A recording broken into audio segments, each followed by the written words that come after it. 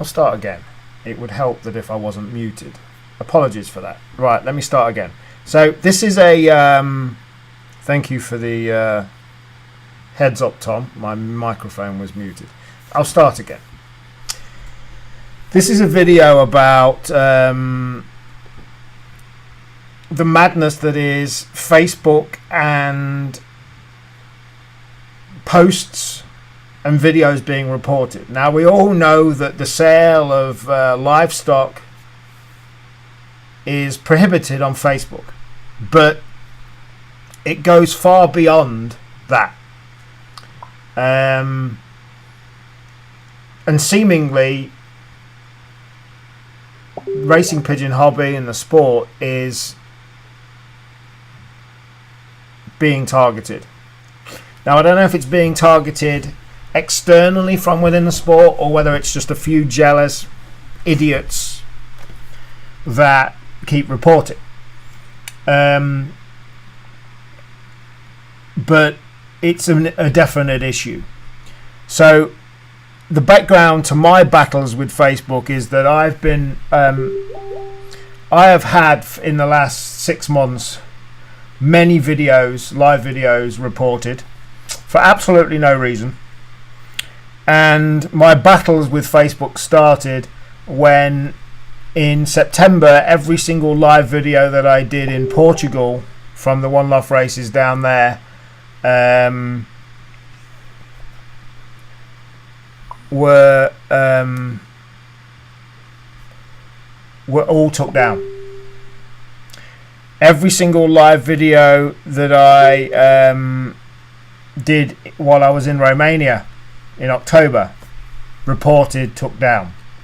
And these were just simply loft visits or One Love race coverage or whatever. So whoever's reporting these is just a jealous idiot, whatever.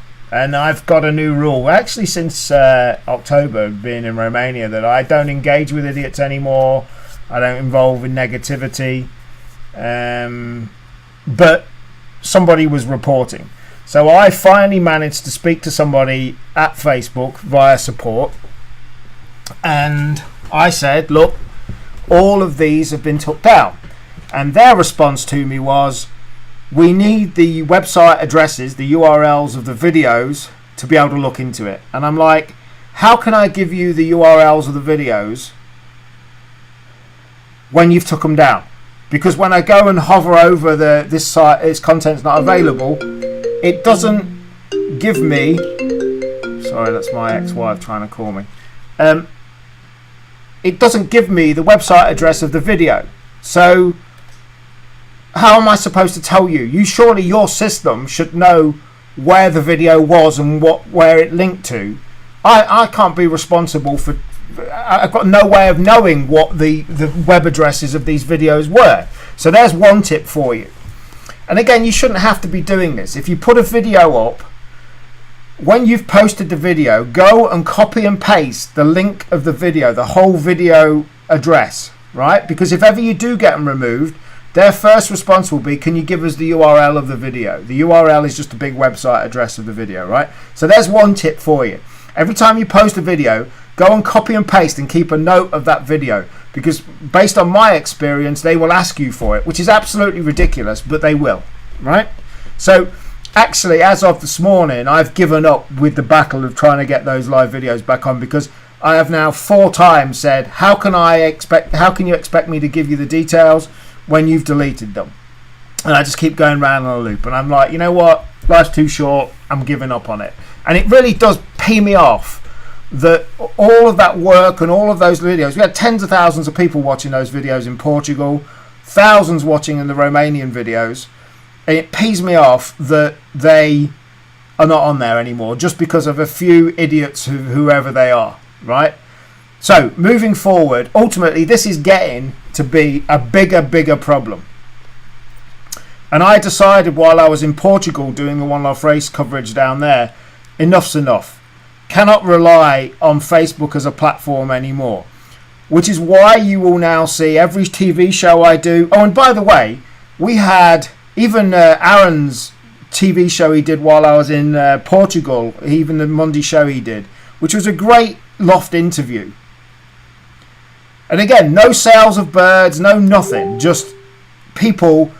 I think what happens is Facebook's algorithms or systems, if a group or a page has enough reports in enough space of time, it'll just pull them automatically. So there's nobody manually looking at this stuff, it just will pull them, because there's no way that amount of videos could have been pulled in such a space of time. Anyway, I basically said enough's enough. I ain't being reliant. I've put a lot of work into RPI TV. I put a lot of work into going out into these different countries and covering this stuff. You know, some of the videos we did, the Portugal videos, we had, like I said, tens of thousands of people watching. The Romanian interviews we did with Lofts, we had hundreds of people watching them. And it's just ridiculous. And you can't rely on it anymore. But there are things you can do. As a result, RPI TV now gets distributed independently, right?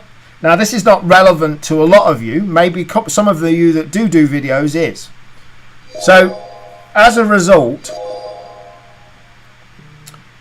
RPI TV and this video you're watching now is being broadcast. Yes, it's being broadcast. I can see we've got, 38 people watching on Facebook now.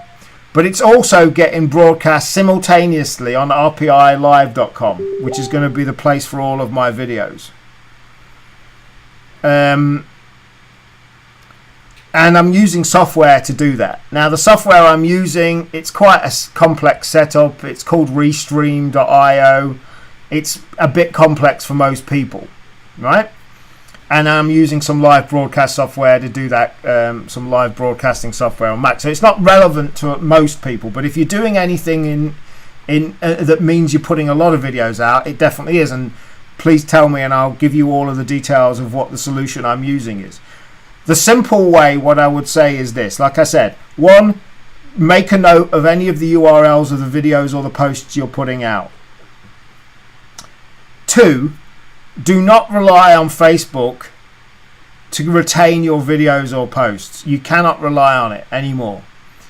And this idea of livestock being banned, it goes way beyond that. Like I said, I know people getting posts removed, nothing to do with birds being sold or anything. So here's my tips for you. 1, don't be reliant on Facebook. Own your own content and be in control of it. Now, what I do is this. So this is simultaneously broadcasting to Facebook and YouTube. Prior to this, I use something called Vimeo, vimeo.com. And all of my videos go to Vimeo. So if you want to do videos, my advice to you is for £6 a month, you can go and get a Vimeo account. And nobody's going to be removing those videos. Right? You can upload the video to Vimeo. You can even do live stream on video, but that's expensive. What I would say is this. You've got 2 options. You can do live. If you're doing live videos, Facebook still is the place to do it. But make sure you save a copy of the video and put it up to Vimeo.com. £6 a month, you can do it. If you don't want to pay £6 a month, go and put it straight on YouTube. Right? You can take a video. You can download the video, the live video you've done on Facebook. And you can go and put it on YouTube, upload it to YouTube, and it'll stay there. Now, there is a small chance that on YouTube you'll have people complaining about it, and it may get removed, but it's a lot less likely. YouTube are a lot less touchy about people reporting stuff, especially for some of the stuff that's getting reported on Facebook. So, you've got a couple of options. If you want to invest £6 a month, if it's relevant to you, go and get a Vimeo.com account. And you can put all your videos up to there. And then basically any replays or anything, you can then just go and link. You can go and share the Vimeo video on Facebook or wherever else you want to share it. Now, obviously, people could still report that link. But the key thing is you've not lost the video then. You can just go and repost it, or you can argue with Facebook and what have you. And the good thing with Vimeo is if you upload a video to Vimeo, with one click of a button, you can share that without having to upload it again. You can share it to YouTube and it'll be on YouTube within 10 minutes. Personally, I'm moving to this system now that I'm using because I will own the content. So any new live videos I do, any one-off races I cover, anything that RPI TV Live covers will be using this system. And every single video will go from rpilive.com and it will be broadcast to all of the Facebook groups and whatever. But the key thing is this. It's a lot harder for people to then report it because I've got a copy of it on YouTube. I've got a copy of it on my own website. I've got a copy being downloaded to my computer as I'm talking now. So Vimeo is the key if you want to put £6 a month into it.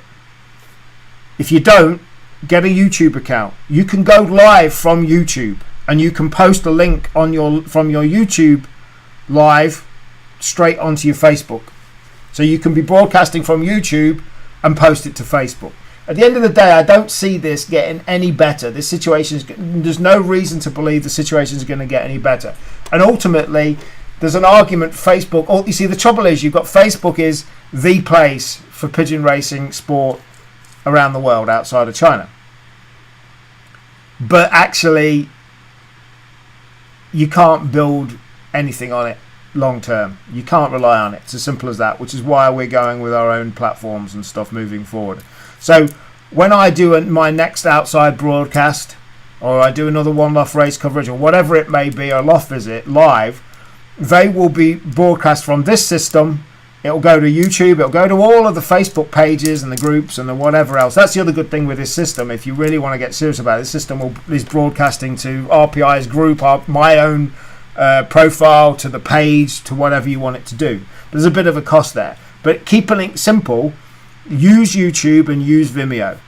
If anybody wants any advice specifically about it, let me know. I'm only too glad to help anybody and advise them, because it's sickening. You put a lot of work into this stuff. You put a lot of hours. You put a lot of time and effort. And the videos being removed means you can't see any of the interaction. People can't see what's been said and what's been going on. But you can't rely on it, like I said, moving forward. And there are ways around it. Now, from RPI's point of view, my point of view personally, like I said, all of the videos is going to be on rpilive.com. You can now go to rpilive.com and watch me talking now live. And this is why I'm setting up Racing Pigeon Network. I'm looking at everything that I've been doing and planning. I am dropping some things, but I'm developing some others. And RacingPigeonNetwork.com is being developed because it will be a standalone platform for the racing pigeon sport. Essentially, it'll be like the Facebook for racing pigeons, without any of the BS and without any of the reporting and the this, and people will be able to advertise livestock via our ads platform or whatever. But you've got to go standalone. Do not rely on Facebook anymore because you're on a highway to nowhere. Let's see some comments. Wayne Sweet, it's grass is nothing more, nothing less. Absolutely, Wayne. And I don't get the mentality. I just don't get. And I was saying on the show last night, I think the biggest problem this sport's got is the mentality of some of the people within it. Tom Swift says 100%. I'm glad you can hear me now, Tom. Boo Boo, Happy New Year to you, mate. I hope you're well. Paul Fairweather, I hope you're well, Paul. Mark, I see Band App seems good and has live there. I wonder if it worked. Maybe, yeah. I'm going with my own standalone system, but I know some groups are using Band App, and that's great. And again, you know, I am not an island here with RPI. I will promote anybody doing good things within the sport, whether they're working with me or not. This is not an exclusive thing. So if anybody's got any groups and you're setting up on Band App and you want me to help you promote it, I will promote. I know Band App's going. I've seen quite a few people moving to it. But like I said, I'm planning to go with RacingPigeonNetwork.com as being the social network to use. Now, you've got a problem there because at the end of the day, there are thousands of people on Facebook and it's going to take time to build up. But you can only, you've got to do it. You've got to get going, and that's what we're going to be doing. Over the next couple of weeks, you will see it being launched. And the other thing is I'll be able to go live from there, and people will be able to go live from there as well. And using the system I've just talked about, using YouTube and whatever, it gives you that flexibility, so you're not relying on Facebook, and that's the key. You cannot rely on it. I've tried for 4 months now to get these videos back, and I've given up because it's just not possible. Now, moving forward, in case any of my haters and trolls and horrible people are watching, I will be keeping a copy of any URL that goes live, and I will have that on file to if people remove it. But there's not a lot you can do. It's very easy to go click, click, click, report, report, report for no real reason. And because Facebook is such a mammoth of a company, everything's automated, and it's a real struggle. Anthony says, please let people know about their privacy regarding posts has been can't be approved. Yeah, we've had a spate of people posting into our group, the RPI Facebook group, which has just hit 5,500 people, by the way. We've just got a new competition on there. We're doing a new competition. Sorry, too many people trying to call me. We're doing a new competition on there, on our RPI Facebook group. You can win a t-shirt. So go and have a look at that. We've just hit 5,500 members, and it's going really well. And thank you to everybody involved in that. And again, we've got 5,500 people in there, but it comes with its own issues. Running a Facebook group is not easy. I did it because I was told by somebody that I should have my own because, well, it's another story altogether. But we've got it. But as I say, my focus is one of the big focuses I'm going to have is Racing Pigeon Network, because we need our own standalone system. And the other thing with it is this: people will be able to run their own groups in Racing Pigeon Network, their own blogs, their own stuff, just like Facebook. Really, people will be able to have their own groups within it without any of this BS. Like I said, I know the Band app works well, but for me, I like my full control. And what I've got with Racing Pigeon Network, we'll have full control. We own it. We have the whole thing ourselves. Whereas you just don't. I don't like the idea of building a network or a social network or whatever on somebody else's platform. And this platform that I'm building Racing Pigeon, the new version of Racing Pigeon Network on, is our own platform completely. So anyway, like I say, there are ways around this. In theory, linking to an external video should have less chance of it being removed than if it was a video or a live video on Facebook. Listen, guys, I live and breathe this technology stuff all day, every day. If anybody needs any help and advice, no matter who you are, I've said before, I don't view competition the way some people view competition. If you're watching this and we're in any way, shape or form competition, you've got your own group yourself, and you're involved in the sport, I don't care. I will help anybody as long as they're nice people, and I'll gladly help anybody with this stuff. But I think moving forward into this year, guys, don't rely on Facebook. Enough's enough. You can't rely on it. Posts will get reported for absolutely no reason. And that's just the way it is. Paul, thank you regarding RPN. Appreciate that. That's it, guys. That's all I wanted to say.